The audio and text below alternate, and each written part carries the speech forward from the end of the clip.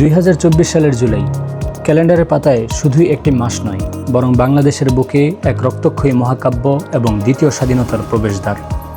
যে ইতিহাসের প্রতিটি অক্ষরে লেখা হয়েছে এদেশের তরুণদের তাজা রক্ত, সীমাহীন আত্মত্যাগ আর অভূতপূর্ব বীরত্বের গল্পে।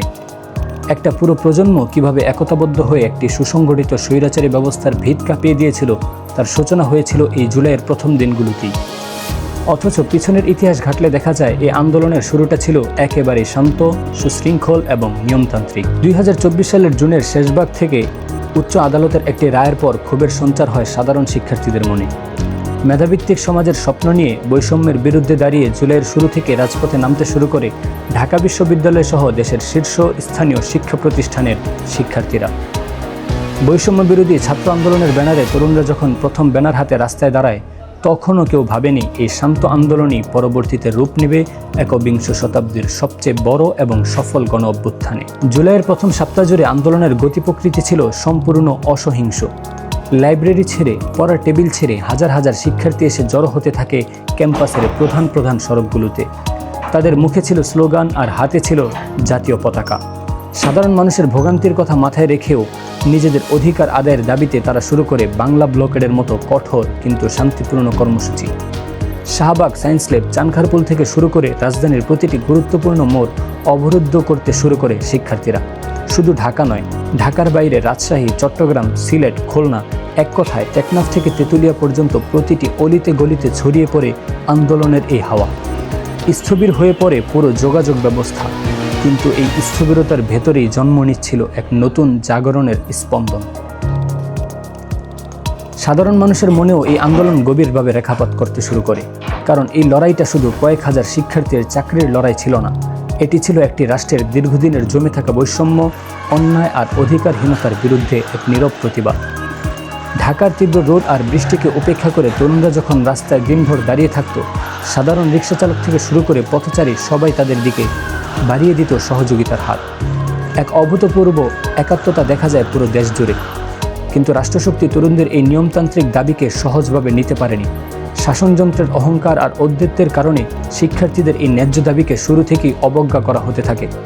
আলোচনার মাধ্যমে সমাধান খোঁজার পরিবর্তে বেছে নেওয়া হয় দমন পীড়নের চিরাপথ।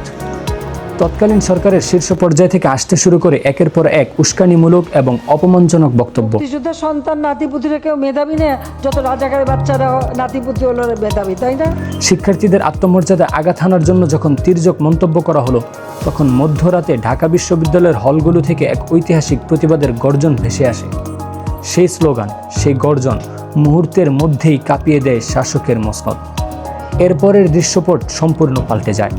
জুলাইয়ের দ্বিতীয় সপ্তাহে শান্তিপূর্ণ শিক্ষার্থীদের দমাতে লেলিয়ে দেওয়া হয় দলীয় ক্যাডার বাহিনীকে। হেলমেট পরিহিত বাহিনী আর লাঠিসোঁটা নিয়ে সাধারণ ছাত্রছাত্রীদের ওপর চালানো হয় নির্মম বর্বর হামলা।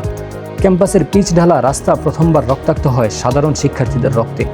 কাঁদানে গ্যাস, সাউন্ড গ্রেনেড আর পুলিশের বুলেটের সামনে নিরস্ত্র তরুণরা তখন সম্পূর্ণ একা। কিন্তু শাসকরা যে হিসাব কষেছিল, বাস্তবতার চিত্র ছিল তার সম্পূর্ণ উল্টো।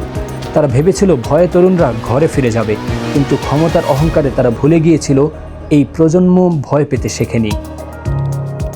দেয়ালে পিঠ থেকে যাওয়া ছাত্র সমাজ পিছু হটে যায়নি, বরং ধেয়ে আসা বুলেটের সামনে বুক পেতে দিয়ে তারা বুঝিয়ে দিল এই লড়াই আর শুধু কোটার বিরুদ্ধেই সীমাবদ্ধ নয়, এই লড়াই এখন অস্তিত্বের, এই লড়াই এখন আত্মমর্যাদার। যে স্ফুলিঙ্গ জুলাইয়ের শুরুতে ছোট্ট এক কণার মতো জ্বলছিল, রাষ্ট্রযন্ত্রের অন্যায় আঘাত তাকে এক বিশাল দাবানলে রূপ দিল। প্রতিটি রক্তবিন্দু, প্রতিটি লাঞ্ছনা শিক্ষার্থীদের প্রতিরোধকে আরও বেশি তীব্র, আরও বেশি ইস্পাত কঠিন করে তুলল। বিশ্ববিদ্যালয় ছাড়িয়ে এই আন্দোলন ততক্ষণে ছড়িয়ে পড়েছে বেসরকারি বিশ্ববিদ্যালয়, কলেজ এবং সাধারণ স্কুল সহ কওমি মাদ্রাসার মাঝেও। সন্তানদের রক্তাক্ত শরীর দেখে ঘরে বসে থাকতে পারেননি অভিভাবকরাও। জুলাইয়ের এই শুরুর দিনগুলোই মূলত পুরো জাতিকে এক সুতোয় বেঁধে দিয়েছিল। স্বৈরাচারের পতন যে অবশ্যম্ভাবী, তার প্রথম রূপরেখা তৈরি হয়েছিল জুলাইয়ের এই প্রারম্ভিক প্রতিরোধী। শুরু হলো এক নতুন বাংলাদেশের জন্মলগ্নের প্রথম রক্তস্নাত অধ্যায়।